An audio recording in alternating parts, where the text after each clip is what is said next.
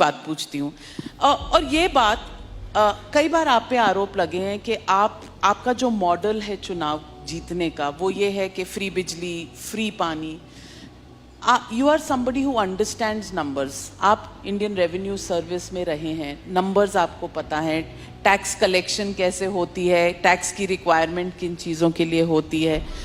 क्या ये फ्री के जो पॉपुलिस्ट बांटने की इलेक्शंस के दौरान जो ये एक आदत सी पॉलिटिकल पार्टीज में बन गई है, क्या ये लॉन्ग टर्म सस्टेनेबल है?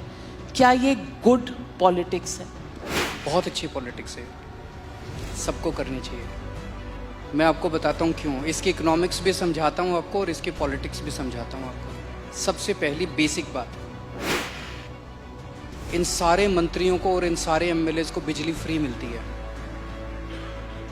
इनको जब बिजली फ्री मिलती है तो उसको फ्री भी नहीं बोलते, और जब जनता को, इनको 4-4 हज़ार यूनिट बिजली फ्री मिलती है महीने की, और मैं जनता को 200 यूनिट फ्री बिजली देता हूं, तो इनको सबको तकलीफ होती है। क्यों?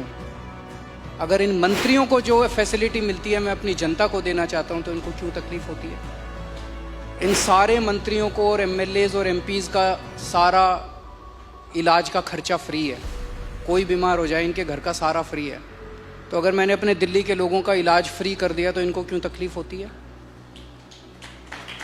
जो जो चीज़ें इन मंत्रियों को और इन संतरियों को मिलती है मैं अपने लोगों को देना चाहता हूँ, नंबर 1। दूसरी चीज़, अगर मैं, एक समय था जब मैंने सुना था कि राजनीति के अंदर एक समय था जब फ्री बांटते थे, और फ्री बांटने का पैसा कहाँ से आता था? सरकार लोन लेती थी और लोन लेके उस पैसे से फ्री बांटते थे। That is not good economics. अगर मैं, आपके पास जो पैसा है उस पैसे से, उसमें आपके टैक्स नहीं बढ़ा रहा, टैक्स उतना ही है, मैं घाटे में नहीं। आज दिल्ली सरकार पूरे देश में अकेली सरकार है जो फ़ायदे में चल रही है, घाटे में नहीं चल रही। CAG की रिपोर्ट है 2019 की, उस रिपोर्ट में लिखा है हमारी सरकार बनने के पहले दिल्ली सरकार घाटे में चलती थी। हमारी सरकार बनने से तब से लेके आज तक दिल्ली सरकार अकेली सरकार है पूरे देश के अंदर जो फ़ायदे में चल रही है। मैं सरकार फ़ायदे में चला रहा हूँ, मैं कोई नया टैक्स नहीं लगा रहा, मैं कोई लोन नहीं ले रहा। अगर मैंने करप्शन ख़त्म करके, पैसा बचा के लोगों को अगर सुविधाएं दे दी तो क्या बुरी बात की?